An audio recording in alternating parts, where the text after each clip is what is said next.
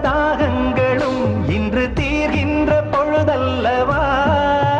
கட்டிக்கொண்டால் என்ன ஒட்டி நின்றால் என்ன இதில் பாவங்கள் தோஷங்கள்